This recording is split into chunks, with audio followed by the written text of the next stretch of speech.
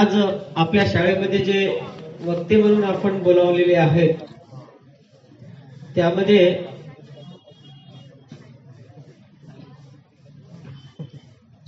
पवन कृष्णाजी बोंद्रे सगळ्यांना जवळपास सगळ्या विद्यार्थ्यांना सुपरिचित नाव आहे। कृष्ण पुत्र म्हणून त्यांना ओळखल्या जातात। शिवचरित्रकार, व्याख्याता, लेखक, कवी व वक्ता, प्रशिक्षक। त्यांचं एज्युकेशन पण फार झालेलं आहे। BCA, MA, MSW, MPhil, Gramgeeta रत्न। त्यांचा व्यवसाय जरी आज ते राजकारणात असले तरी पण मुळात ते सामाजिक आणि आध्यात्मिक क्षेत्रामध्ये त्यांचा ओढा आहे। वक्ता, प्रशिक्षक, व्याख्याता, लेखक, कवी आणि आता सरपंच म्हणून ते कारभार सांभाळतात। दहेगाव जोशी आपल्या या गावाजवळ आपल्या पार्श्वनीच्या जवळ सगळ्यांना माहिती आहे। त्यांचं साहित्य वनगुंजन या विदर्भस्तरीय त्रैमासिकात लेखन केलेलं आहे। मुक्त पत्रकार, लेख, कविता, कथा लेखन पुरस्कार त्यांना मिळालेला आहे। नागपूर पशुवैद्यकीय महाविद्यालय, पशु व मत्स्य विज्ञान विद्यापीठ नागपूर, शिवपर्व 2019 चा पुरस्कार मिळालेला आहे। Mahindra and Mahindra private limited मध्ये शिव व्याख्याता पुरस्कार 2020 मध्ये मिळालेला आहे। शाळा, महाविद्यालय, संस्था, संघटनेच्या वतीने अनेक पुरस्कार व सन्मानित त्यांना करण्यात आलेला आहे। त्यांचा एकूण 12 वर्षाचा भाषणाचा अनुभव आहे। विविध विषयांचं अध्यापन, वक्ता म्हणून घडविण्यासाठी विद्यार्थ्यांना अनेकांना प्रशिक्षण आणि मार्गदर्शन ते नेहमीच करीत असतात। शासकीय समितीवर सदस्य म्हणून अनेक कार्यांचा त्यांचा अनुभव आहे। विविध चर्चासत्रे, वादविवाद, साहित्य आणि सामाजिक कार्यामध्ये त्यांचा मोठा वाटा आहे। त्यांचं एक स्लोगन आहे, मानवाचे संपूर्ण आयुष्य म्हणजे गुरूंचा 10 वर्षाचा अनुभव होय। गुरुचा 10 वर्षाचा अनुभव म्हणजे गुरुचे 1 तासाचे व्याख्यान होय। गुरुचे 1 तासाचे व्याख्यान म्हणजे हजारो पुस्तकांचा अभ्यास होय आणि एका पुस्तकाचे वाचन म्हणजे जीवन बदलण्याचा मंत्र होय। तर चला जीवन बदलूया, भविष्य घडवूया या विचाराने ते प्रेरित होऊन विद्यार्थ्यांमध्ये, समाजामध्ये आणि एकंदरीत संपूर्ण राजकीय, सामाजिक विविध क्षेत्रामध्ये ते काम करीत असतात।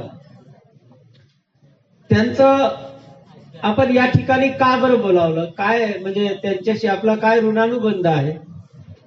एकतर ते आपल्या या शाळेचे माजी विद्यार्थी आहेत, त्याशिवाय आज ज्या क्षेत्रामध्ये ते काम करतात, केवळ दहेगाव जोशी या गावाचे सरपंच म्हणून नव्हे तर अध्यक्ष सरपंच संघटना पार्श्वनी तहसीलचे ते अध्यक्ष आहेत।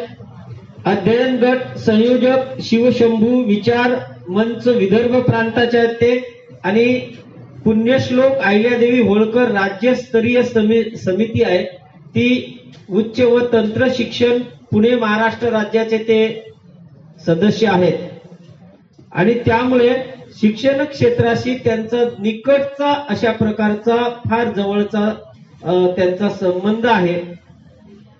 PARC महाराष्ट्र नीती निर्धारण अध्ययन गट कार्यशाळा पुणे 12 व 13 जुलै 2025 या कार्यशाळेमध्ये त्यांनी सहभाग घेतलेला आहे। वातावरण बदल पंचायत परिषद नागपूर 20 ऑगस्ट 2025 चिटणीस सेंटर नागपूर या ठिकाणी त्यांनी काम केलेलं आहे। विद्यार्थी मित्रांनो, अशा प्रकारचं बहुअंगी व्यक्तिमत्व आपल्या या शाळेचं माजी विद्यार्थी म्हणून आपल्याला अभिमान वाटावा अशा प्रकारचं त्यांचं व्यक्तिमत्व हे आपल्याला शोभणार आहे। आणि म्हणून मी अधिक वेळ न घेता आजच्या या दिनानिमित्त त्यांना विनंती करतो की त्यांनी या ठिकाणी बाबासाहेबांच्या प्रती कृतज्ञतापर त्यांच्या महापरिनिर्वाण दिनानिमित्त आपल्याशी संवाद साधावा। सन्माननीय पवन बोंद्रेजी।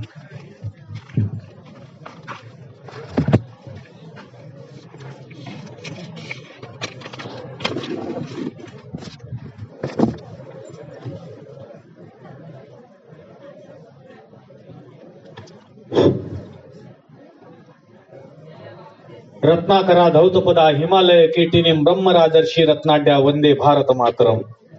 प्रथम वंदन त्या भारत मातेला, ज्या भारत मातेमुळे आमचं अस्तित्व आहे. शिका, संघटित व्हा आणि संघर्ष करा असा मूलमंत्र देणारे परमपूजनीय विश्वरत्न भारतरत्न डॉक्टर बाबासाहेब आंबेडकर.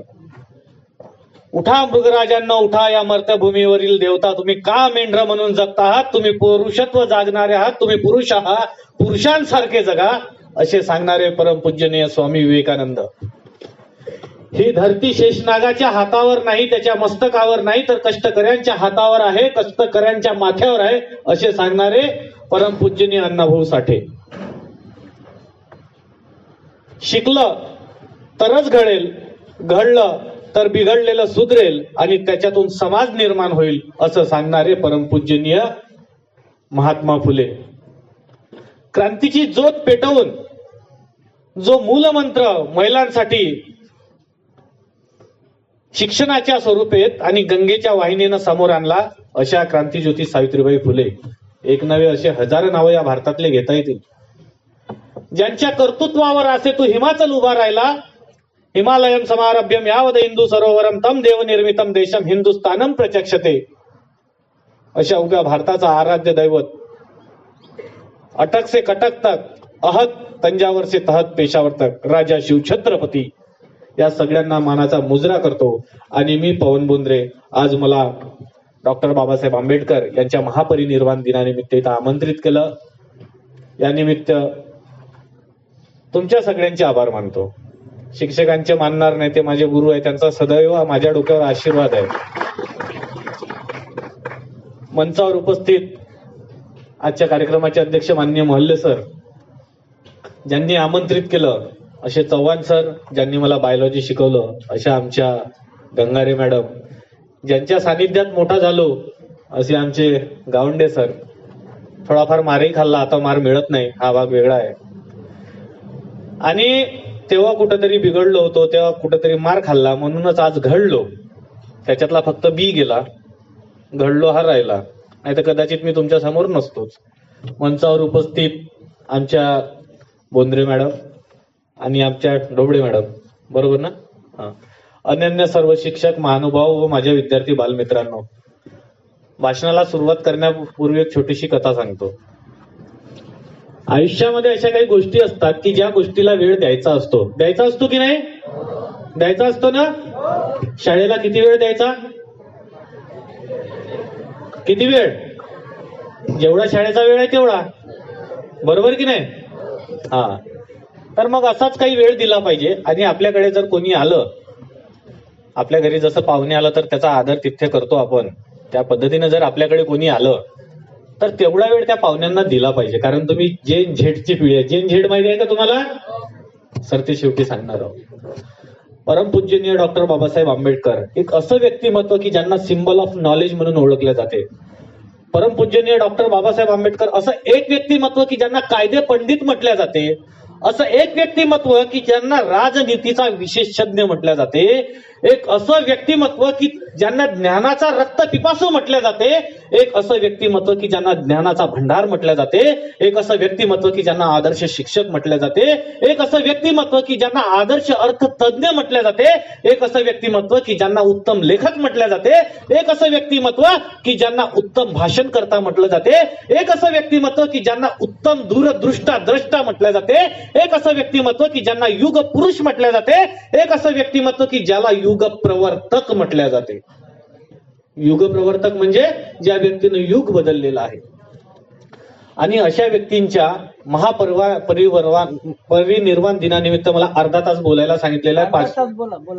5 मिनिट संपलेले आहे. मी मोजून 25 मिनिट घेणार आहोत आणि मी वेळेचा पक्का आहो, म्हणून मी अगोदरच इथं येऊन बसलेलो होतो. पण या 25 मिनिटांमध्ये काय घ्यायचं आणि काय नाही घ्यायचं हे तुमच्याकडून तुम्हाला स्वीकारावं लागेल. सांगणारा मी, हे फक्त माध्यम. त्याचं कारण म्हणजे तो माझा वर्ग, ज्या वर्गामध्ये मी बसलो, इथं आल्यानंतर मला त्या आठवणी येतात. 12वी संपल्यानंतर तो विज्ञान होता.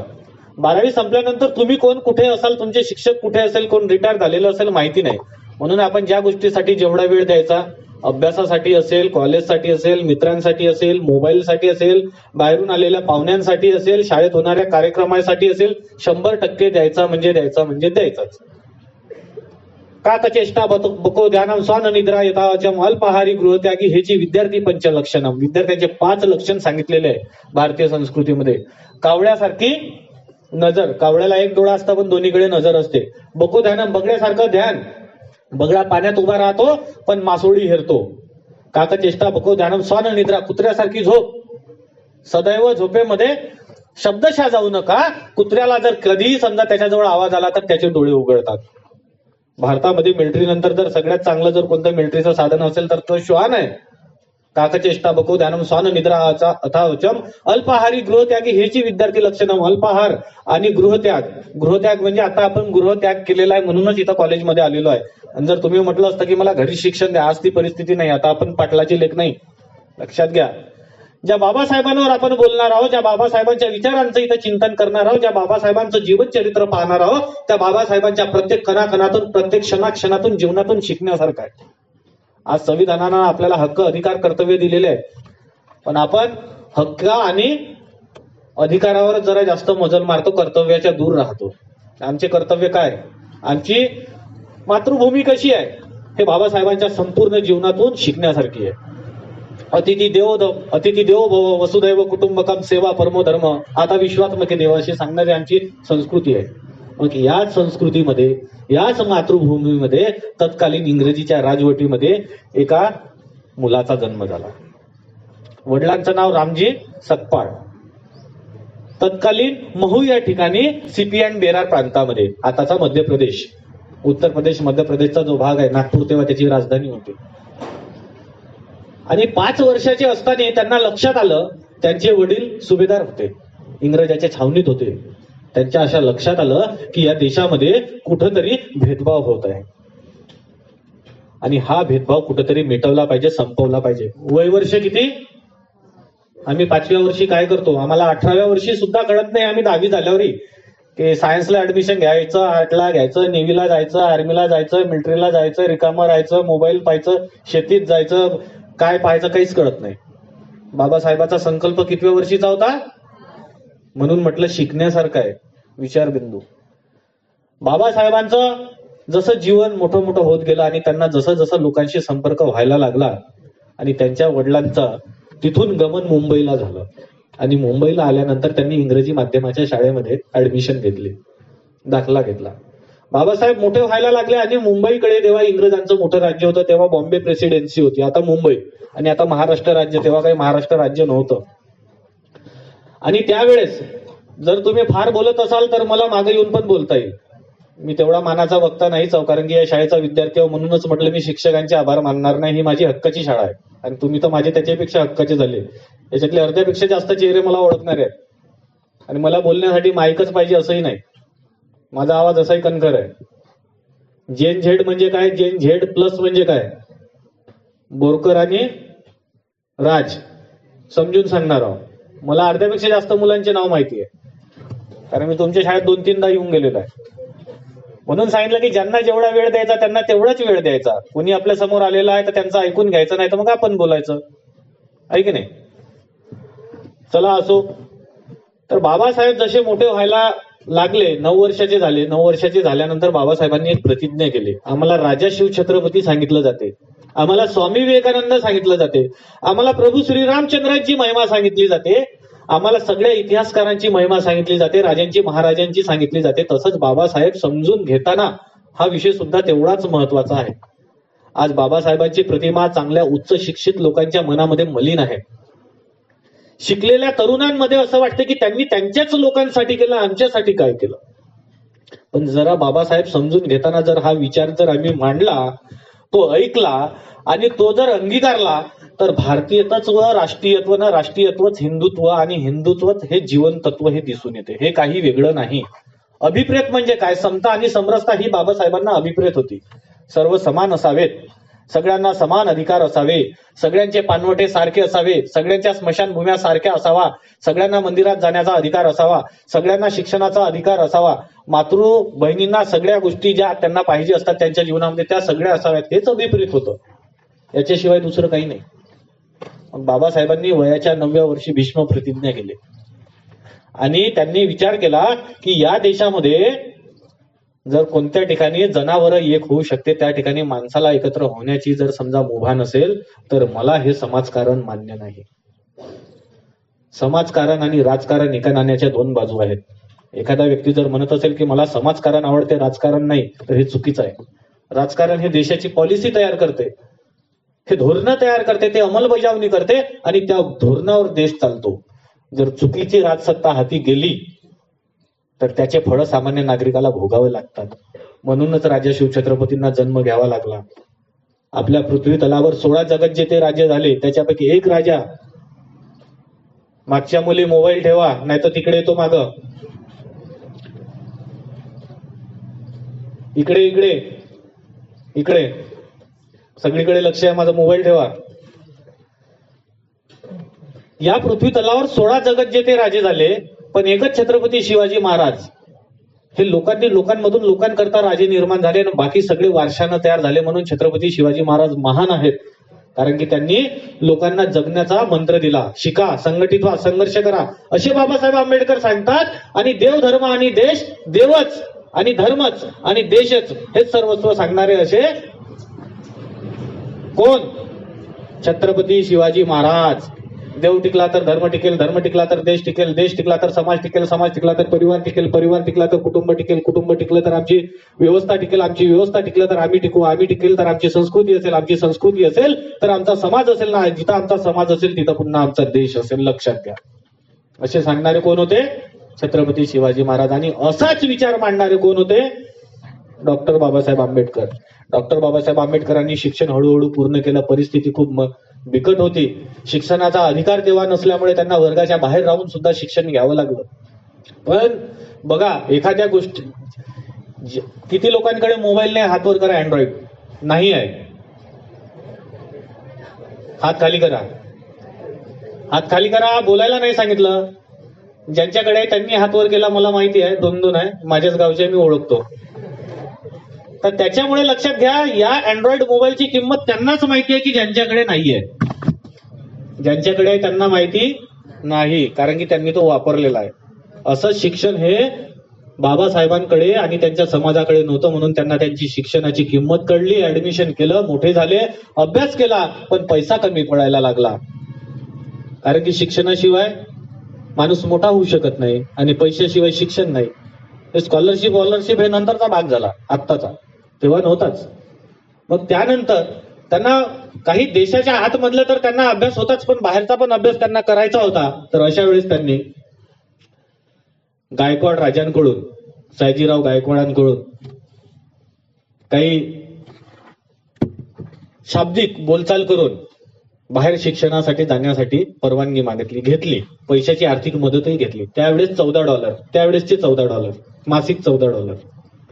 आता तर पैशाची किंमत कमी झाली, डॉलरची किंमत कमी झाली. आणि ते कोलंबियाला गेले. कोलंबियाला चांगले शिकले. त्याच्यामधून त्यांनी डिलीट पर्यंतच्या पदव्या घेतल्या आणि त्यानंतर लंडन स्कूल ऑफ इकॉनॉमिक्स मध्ये सुद्धा ते शिकले. पण तिथे लंडन स्कूल ऑफ इकॉनॉमिक्सला शिकल्यानंतर ते जेव्हा त्यांचं शिक्षण पूर्ण होऊ शकलं नाही, ते भारतात आले. का बरं? कारण की त्यावेळेस त्यांचा पैशाचा आर्थिक पुरवठा बंद झाला. पण 4 वर्षामध्ये त्यांना त्यांची PhDची डिग्री कंप्लीट करायची होती. म्हणून त्यांना परत जावं लागलं. त्यांचे इथले काही मित्र, इथले काही सवंगडी त्यांनी त्यांना मदत केली आणि ते पुन्हा गेले आणि त्यावेळेस त्यांनी शिक्षण पूर्ण केलं. एक 2 खूप महत्वाच्या मानाच्या डिग्री आहेत. लंडन स्कूल ऑफ इकॉनॉमिक्स आणि कोलंबिया युनिव्हर्सिटीनं त्यांचा मोठा पुतळा आता तिथं बसवलेला आहे. आणि त्याच्या समोर आता सरांनी जे सांगितलं, सिम्बल ऑफ नॉलेज, हा विद्यार्थी आमच्या शाळेतून शिकून गेला, याचा आम्हाला गर्व वाटते. लक्षात घ्या, जमाना किती 2G, 3G, 4G, 5G, Sahil, जमाना किती 2G, 3G, 4G, 5G, 6G, 7G झाला तरी गुरुजी गुरुजीच असतात. हे लक्षात घ्या. गुरुजी शिवाय ज्ञान प्राप्त होत नाही. कारण कोरोना नंतर मुलांच्या मानसिकता बदलल्या. आता आमच्या मेंदूला कोरोना झाला, तेव्हा शरीराला होत होता. मेंदूला असा कोरोना झालाय की सगळंच ऑनलाईन होते असं वाटते. सगळंच ऑनलाईन होऊ शकत नाही. शिक्षकांशिवाय तुम्हाला मार्ग मिळू शकत नाही. डॉक्टर बाबासाहेब आंबेडकरांचे पण 3 गुरु होते, हे लक्षात घ्या. जो व्यक्ती नॉलेज ऑफ सिम्बॉल आहे त्यांचे पण 3 गुरु राहू शकते. आम्ही म्हणतो की आम्हाला काय करायचं, आम्हाला सगळंच कळते. काय कळते? व्हॉट्सअप युनिव्हर्सिटी सगळ्यात फेक युनिव्हर्सिटी आहे, आणि इन्स्टा तर त्याच्यापेक्षा पागल आहे. मी अगोदर सांगितलं, किती वेळ कशाला द्यायचं हे ठरवायचं. 6 तास शाळा, 2 तास अभ्यास, 2 तास ग्राउंड, 2 तास घरकाम, 2 तास लिखाण, उर्वरित माझे काही कामं असतील ते, आणि माझा एखादा छंद जोपासला पाहिजे. माणसाच्या अंगात जर कला असेल तर माणूस जरी मरण पावला तरी त्याची कला ही अमर असते, त्याच्या कलेला वाव असते.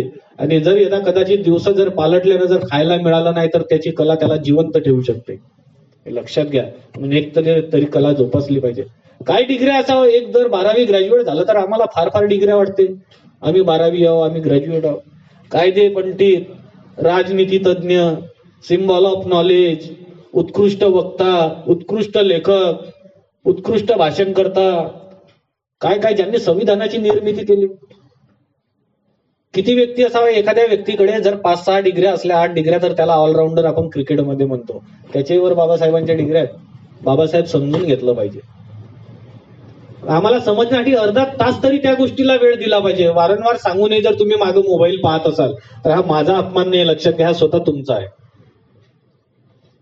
त्याचं कारण, मी तुमच्या समोर बोलायला आलो आहे तर हा वेस्ट ऑफ टाइम नाही, इन्व्हेस्ट ऑफ टाइम आहे, तो तुमच्या लाईफचा.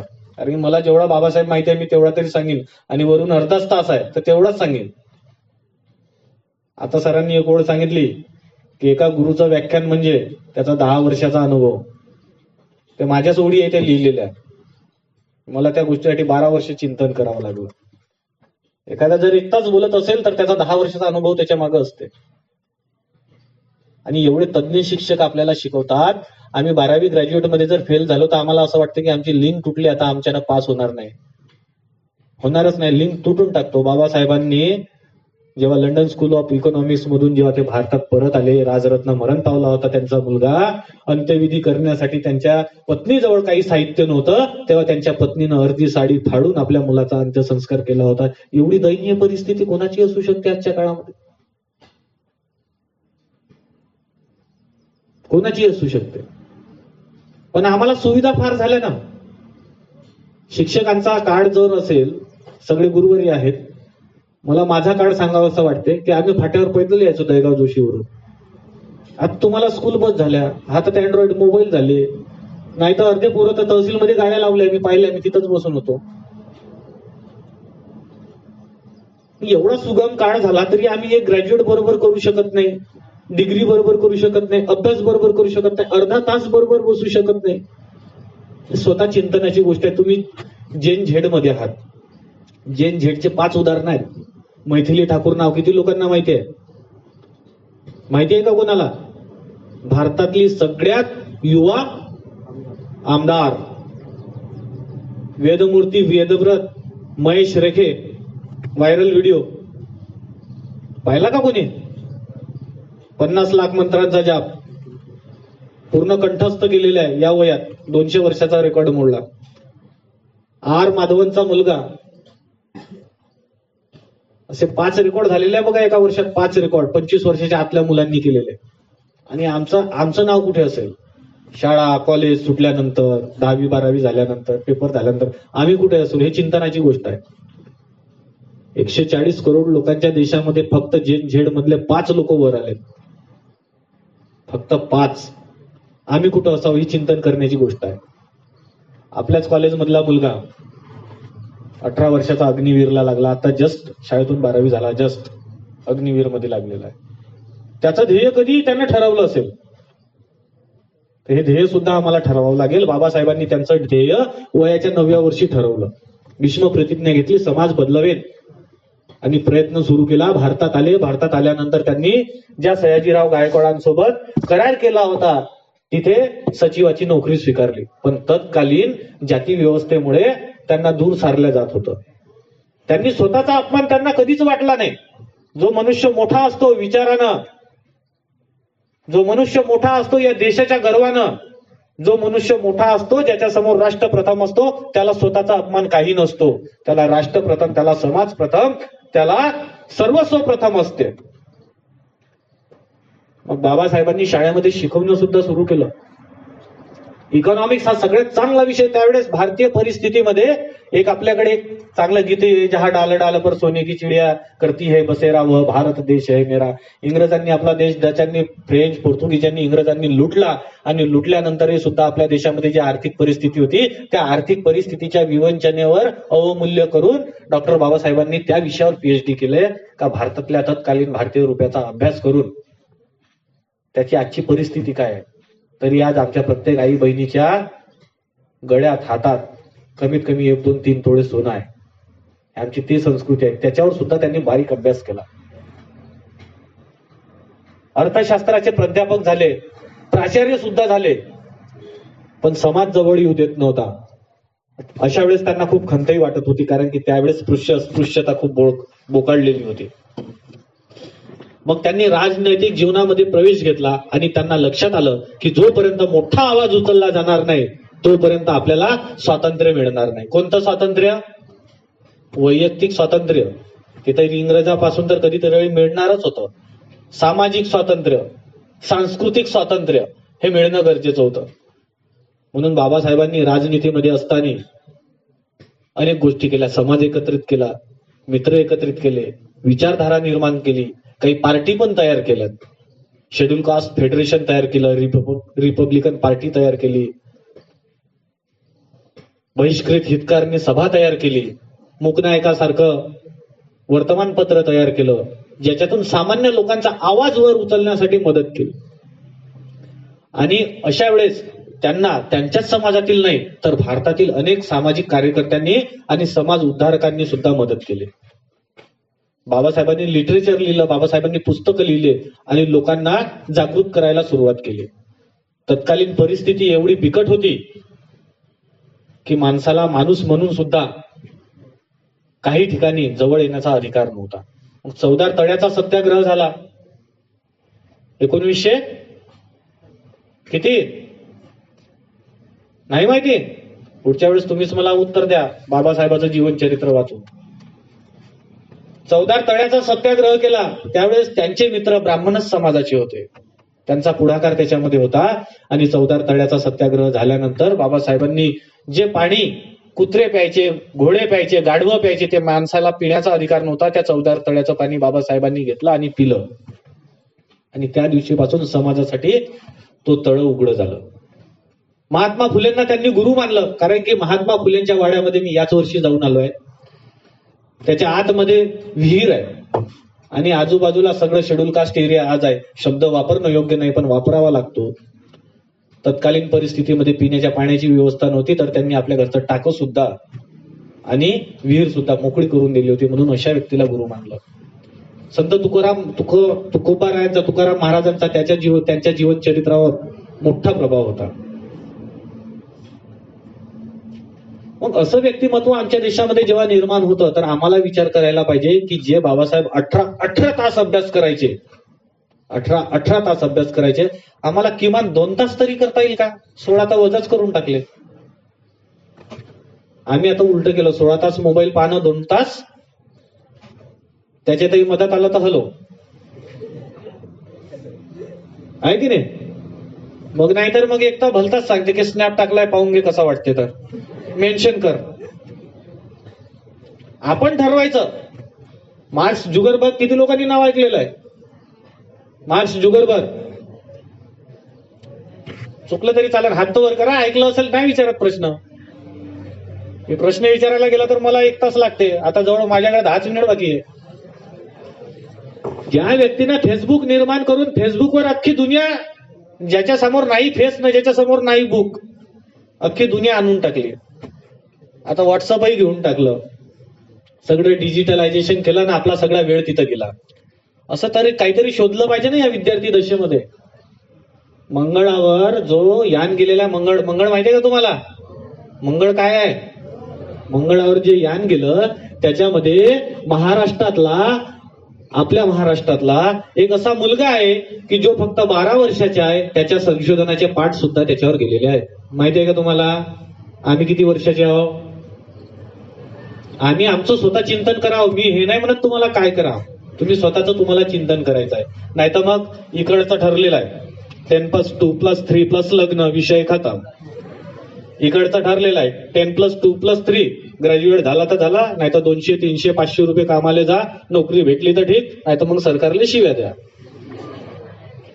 स्वतःचं भविष्य स्वतः ठरवायचं काय करायचं. मग बाबासाहेबांना ही भारतामध्ये जे माजलेली अराजकता होती त्यांनी एक आवाज दिला आणि त्यामध्ये सांगितलं की जर समजा तुम्ही आम्हाला स्वीकारलं नाही तर आम्ही धर्म परिवर्तन करू. आता बाबासाहेबांना ही घोषणा का करावी लागली? एवढा मोठा कायदे पंडित व्यक्ती असून सुद्धा जर अशी अराजकता आपल्या देशामध्ये असेल तर बाबासाहेबांना असं वाटलं की नाही हे बरोबर नाही. ही गोष्ट आहे 1936ची. कितीची आहे? 1936ची. 35-36ची ही गोष्ट आहे.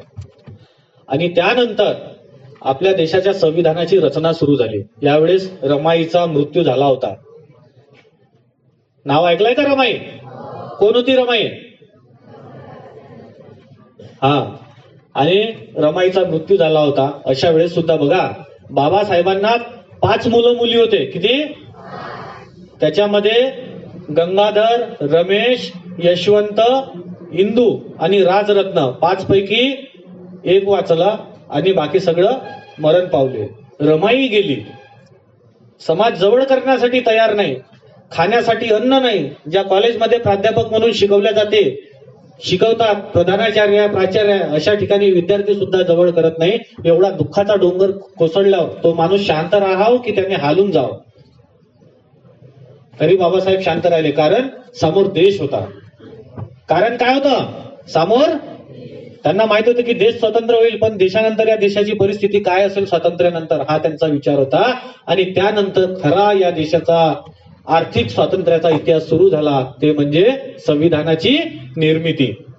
संविधानाची निर्मिती सुरू झाली. संविधान सभेचे अध्यक्ष डॉक्टर राजेंद्र प्रसाद होते. मसुदा समितीचे अध्यक्ष बाबासाहेब होते. BN राव आणि त्यांची जी सगळी टीम होती, या सगळ्या टीमनं चांगलं अध्ययन करून या देशाला संविधान दिलं. या देशाला संविधान दिल्यानंतर या देशामध्ये अनेक गोष्टी बदल होणं अपेक्षित होत्या आणि ते होताना कमी दिसलं. तेव्हा बाबासाहेबांनी शेवटी म्हटलं की धारा 370 ही नसावीच. आताही तुम्ही विकिपीडियावर, गुगलवर गेल्यानंतर तुम्हाला ते बाबासाहेबांचं लिटरेचर दिसेल. धारा 370 नसावीच, कारण की एक देश में 2 संविधान, 2 निशान, 2 राज्य शासन नहीं चलेंगे. आतापर्यंत आता आपल्या देशाचे सशक्त पंतप्रधान यांनी धारा 370 संपवली. जम्मू काश्मीरमध्ये आता सर्वसामान्य आहे, तिथं तिरंगा नव्हता, तिकडचं संविधान वेगळं होतं, तिकडची राजपद्धती वेगळी होती. द्यायचं सगळं त्यांना आपणच भारताने, पण ते आपलं स्वीकारत नव्हते. मग अशी एक परिस्थिती. बाबासाहेबांना माहित होतं की हा देश एकसंघ राहिला पाहिजे. द थॉट्स ऑफ पाकिस्तान हे पुस्तक त्यांनी लिहिलं की पाकिस्तानाचं विभाजन मला मान्य नाही. पाकिस्तानाचं विभाजन जर होत असेल तर ते मला यासाठी मान्य नाही की ही प्रत्येकाची मातृभूमी आहे, ही प्रत्येकाची कर्मभूमी आहे, हीच प्रत्येकाची पितृभूमी आहे. मातृभूमी म्हणजे ज्या ठिकाणी आम्ही जन्म घेतलेला आहे, पितृभूमी म्हणजे ज्या ठिकाणी आम्ही आमचं पालन पोषण आम्ही इतरांसहित सगळ्यांचं केलेलं आहे, आणि कर्मभूमी म्हणजे जिथं आम्ही काम करतो आहे. मग हे आम्हाला मान्य नाही. पण तरी बी तत्कालीन परिस्थितीमुळे या देशाचं डिवायडेशन झाला. त्यांनी थॉट्स ऑफ पाकिस्तान नावाचं पुस्तक लिहिलं. द प्रॉब्लेम ऑफ रुपी नावाचं पुस्तक लिहिलं की रुपयाचं अवमूल्यन कसं असते, रुपया वाढतो कसा, कमी कसा असतो, जर देशामध्ये जर भविष्यात भ्रष्टाचार झाला. हे कधीची गोष्ट आहे माहितीये का तुम्हाला? 1950च्या आसपासची. आज 2025 सुरू आहे. जवळजवळ किती वर्ष झालेले आता? 75 आपल्या देशानं गाठली या वेळेपासून. आणि ते तेव्हा पुस्तक लिहितात. त्या पुस्तकामध्ये काय लिहिलेलं आहे त्यांनी की देशात जर भ्रष्टाचार झाला तर पैसा कसा असावा.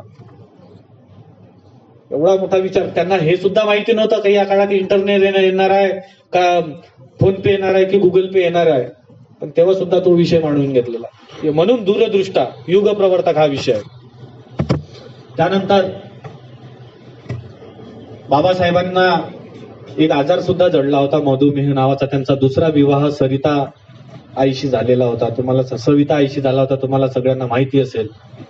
माझे शेवटचे 2-4 मिनिटं राहिलेले. तर त्यावेळेस त्यांची औषध सुश्रुता करत असताना बाबासाहेबांना मधुमेह झाला होता. त्याचं कारण म्हणजे ते जास्त वेळ जागत होते, झोप कमी घेत होते, भोजन कमी करत होते. विद्यार्थ्यांच्या 5 दशा सांगितल्या: काकचेष्टा, बको ध्यानम, स्वान निद्रा, तावचम, अल्पाहारी गृहत्यागी. अल्पाहारी गृहत्यागी. बाबासाहेबांनी अल्पाहारही घेतला आणि गृहही त्यागलं. झोप कमी घ्यायची, स्वान निद्रा, कमी झोप घ्यायची. त्यांना माहिती होतं की जोपर्यंत मी ज्ञान संपादन करणार नाही आणि माझ्याकडे माझ्या ज्ञानाच्या कक्षा रुंदावणार नाही तोपर्यंत मी माझ्या समाजातला अंधार दूर करू शकणार नाही. म्हणून ते झोपत नव्हते. ते तेव्हा जागले म्हणून आज आपल्याला हे दिवस पाहायला मिळतात. बाबासाहेब हे एकाचे नव्हते, लक्षात घ्या. बाबासाहेब हे सगळ्यांचे होते. मग ते ओबीसी, एससी, एसटी, आदिवासी, ओपन कुणीही असो, आमचेच आहे असं म्हणून चालणार नाही. सगळ्यांचेच होते. आम्ही जेव्हा आमचं संविधान म्हणतो तेव्हा आम्ही भारताचे लोक म्हणतो. आम्ही बाबासाहेब, मी बाबासाहेब असा विषय नाही त्याच्यामध्ये. आणि शेवटची ओळ म्हणतो. आज आम्ही आमच्या संविधान सभेत 26 नोव्हेंबर 1949 रोजी कोणाप्रत अर्पण करत आहोत? म्हणजे प्रत्येक भारतीय स्वतःप्रत अर्पण आजही करत आहे बाबासाहेबांच्या स्वरूपातून. हे लक्षात घ्या. तेव्हाच अर्पण नाही झालं, आजही स्वतःप्रत रोज अर्पण करतोय. एवढा मोठा दूरदृष्टीचा विचार. संविधानाची प्रास्ताविका हा भारताच्या लोकशाहीचा आत्मा आहे, लक्षात घ्या. ज्या दिवशी भारताच्या संविधानाचं उल्लंघन होईल त्या दिवशी भारतच संपून जाईल. मग आमचे हक्क, अधिकार, कर्तव्य आहेत. रस्त्याच्या डाव्या साईडनं चाललं पाहिजे, बरोबर आहे. आमचा अधिकारही आहे, शिक्षण घेतलं पाहिजे. आमचे कर्तव्यही आहे की रस्त्याच्या बाजूने कचरा टाकू नये. मग आम्ही पहिल्या 2 गोष्टी पाहतो. शिक्षक आले नाही का, सुट्टीवर असतील का, फिरायला गेले असतील का, त्यांचं काम नाही का. पण शिक्षक येतपर्यंत आम्ही चुपचाप बसू शकत नाही. आम्ही आमचं कर्तव्य विसरलो. आम्ही आमचे अधिकार पाहतो. फुकटचा पगार भेटते का, पण आम्ही कर्तव्य विसरलो की शिक्षक येतपर्यंत आम्ही एखादा परिपाठ केला पाहिजे, एखादा अभ्यास केला पाहिजे, काहीतरी विचार केला पाहिजे. मी तुमच्या दशेतून गेलेलो आहे, नाही गेलो असं नाही. कारण की आमच्या वेळेस खूप वेळ वेगळा होता. कारण की आम्ही जैन वायवाले आहोत, तुम्ही जैन झेडवाले आहे. सरांनी मला मारलेलं आहे, काही विषय नाही. म्हणूनच हा इथं उभा आहे. आता कुठेतरी दुसरीकडे असता.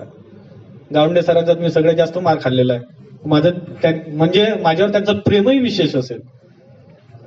मला फक्त गंगारे मॅडमनं नसून मारलं असं वाटतं मला. कारण की मॅडम सगळ्यांवर जास्त प्रेम करायच्या. या सगळ्या आठवणी आहे. आलं का लक्षात? काय आहे या सगळ्या? अरे काय आहेत? तर अशाच आठवणी तुमच्या रुजवा. ही शाळा आपली आहे. आपण या शाळेचं देणं लागतो. जर समजा तुम्ही वक्तृत्व, चित्रकला, निबंध, रांगोळी, भाषण, वादविवाद, क्रीडा, कला, साहित्य कुठल्याही क्षेत्रामध्ये जर सामोर गेलेत आणि वाढले तर लक्षात घ्या सगळ्यात जास्त आनंद कोणाला होतो? माझा विद्यार्थी आहे. आणि तुमच्या घराच्या बाजूचा जर असला ना, घराच्या बाजूचा, आपल्या पोराला सांगते पाय तू अभ्यास करत नव्हता, त्यानं अभ्यास केला, कुठं पोहोचला, ते टोमणं सुरू होते. पण इकडे कॉलेजमध्ये माझा विद्यार्थी आहे म्हणतात की नाही. म्हणून चांगला प्रण करा. जे डॉक्टर बाबासाहेब आंबेडकरांकडून शिकण्यासारखं आहे ते आपण शिकलं पाहिजे. शिका, संघटित व्हा आणि संघर्ष करा असा मूलमंत्र त्यांनी दिला. आज शिक्षणाची गरज आहे. शिक्षण हे वाघिणीचं दूध आहे. ते ग्रहण केल्यावर मनुष्य काय होतो? गुरगुरतो. काय होतो? गुरगुरतो की नाही गुरगुरत? ज्याला ज्ञान आहे तो बोलल्याशिवाय राहत नाही, त्याला सगळं कळतं. म्हणून कधी कधी जर समजा वर्गात एखादा विषय आला की वक्तृत्व स्पर्धा घ्यायची आहे तर 10 पोरं एकाच जणाकडे बोट दाखवतात, ज्याला चांगलं बोलता येते दाखवतात की नाही. म्हणून लक्षात ठेवा तुम्हाला काय व्हायचंय समोर तो विचार लक्षात घ्या. स्वामी विवेकानंदांचं एक वचन आहे, उठा मृगराजांना उठा या मर्त्यभूमीवरील देवता, तुम्ही का मेंढरं म्हणून जगतायत. तर मग लक्षात घ्या की भविष्याच्या काळामध्ये आपण या भारत मातेचे पुत्र आहोत. भारत माता कशावर आरूढ आहे? सिंहावर. मग मेंढरासारखं जगायचं की सिंहासारखं जगायचं? आज आपल्याला शस्त्र उचलण्याची गरज नाही. आलं का लक्षात? शास्त्र म्हणजे पुस्तक, अभ्यास, त्याची गरज आहे. बाबासाहेबांना एकूण 11 भाषा येत होत्या. किती भाषा येत होत्या? आपल्याला कमीत कमी 3 तरी भाषा यायला पाहिजे की नाही. आणि जैन झेड एवढं सांगतो आणि थांबतो. जैन झेड म्हणजे काय? माझा वेळ संपला, 1 मिनिट बाकी आहे. जैन झेड म्हणजे जे पिढी 2000 नंतर 2025 पर्यंत जन्माला आलेली आहे, ही सगळी पिढी काय आहे? सरांच्या काळामध्ये साधा फोनही नव्हता, आमच्या काळात मोबाईल आले, तुमच्या काळामध्ये अँड्रॉइड आले, अँड्रॉइड मध्ये पण आता नवीन नवीन ऍपल पर्यंत वर्जन गेले. समोरची जी पिढी आहे, पालमपूर नावाचा हिमाचल प्रदेशामध्ये एक क्षेत्र आहे, तिथं एका नवीन आपल्या कॉम्प्युटर इंजिनियर विद्यार्थ्यांना आविष्कार केलेला आहे की मोबाईल कॉम्प्युटर खिशातून न पाहता त्याचे सॉफ्टवेअर तुम्हाला इथंच हवेत दिसतील आणि तुम्ही इथंच त्याच्यावर क्लिक करून सगळे ऑपरेट करू शकता. एवढी पिढी समोर गेलेली आहे. आज आम्हाला असं वाटतं की तुम्ही आमचं ऐकत नाही, तुम्हाला एक सांगितल्यानंतर तुम्ही पुन्हा पुन्हा पुन्हा पुन्हा गडबड करता, 100 वेळा सांगावं लागते. आता जेव्हा झेड प्लस येईल तुमच्या नंतरची पिढी, म्हणजे 2026 ते 2050, ते तुमच्यापेक्षा भारी ऍडव्हान्स असेल. लक्षात घ्या. हडप्पा आणि मोहेंजोदडो होऊन गेलेला आहे. राजा विक्रमादित्य, चंद्रगुप्त, समुद्रगुप्त, शालिवान, शके, कुश होऊन सगळे होऊन गेलेले आहे. याच्यानंतर आपण आहोत आणि याच्यानंतर आपली येणारी कुठेतरी ऍडव्हान्स राहणार आहे. म्हणून या ऍडव्हान्स मध्ये आपण कसं असावं, त्यांनी जर समजा आमचं ऐकायचं असेल तर आम्ही संस्कारक्षम असायला पाहिजे, एवढं बोलतो. आणि आज मला महापरिनिर्वाण म्हणजे ज्या दिवशी बाबासाहेबांचं निधन झालं, त्यांनी त्यापूर्वी धर्म परिवर्तन केलं आणि ते धम्म स्वीकारला. धम्म का? धम्म या मातीचा आहे, धम्म शांतीचं प्रतीक आहे, प्रज्ञाशील करुणा सांगणार आहे आणि सर्व समाज समान असणारा सांगणारा आहे. आणि हे भारतातीलच एक ऋषी परंपरा आहे. म्हणून बाबासाहेबांनी विजयादशमीच्या दिवशी 14 ऑक्टोबरला आपल्या नागपूरला दीक्षाभूमीला धम्म स्वीकारला, धम्म परिवर्तन केलं. जवळपास 13 लाख नवयान बौद्ध त्या दिवशी धम्म दीक्षा घेतली आणि आपल्या नवीन भारताची सुरुवात सुद्धा बाबासाहेबांनी 21 वर्ष वाट पाहिली. बाबासाहेबांनी 21 वर्ष वाट पाहिली की आम्हाला समाजामध्ये घ्या. पण तत्कालीन परिस्थिती वेगळी होती. आज असं काही नाही, सगळे एकत्र बसतात, एकत्र जेवण करतात, एकत्र सगळे. आता विवाहाचे सुद्धा चांगले चांगले विषय सुरू आहे. कुठे आता जातीभेद तेवढा दिसत नाहीये. भविष्यातही असू देऊ नका. चांगले राहा, चांगले वागा, चांगला अभ्यास करा. बाबासाहेबांसहित इतर सर्व महापुरुष यांचे आपण वारसदार आहोत. हे सगळे आपले पूर्वज आहे. त्यांचा सगळ्यांचा मान सन्मान ठेवा, गुरुजनांचा मान ठेवा, आई वडिलांचा मान ठेवा. एवढं बोलतो आणि माझ्या वाणीला विराम देतो. जय हिंद, जय भारत, वंदे मातरम.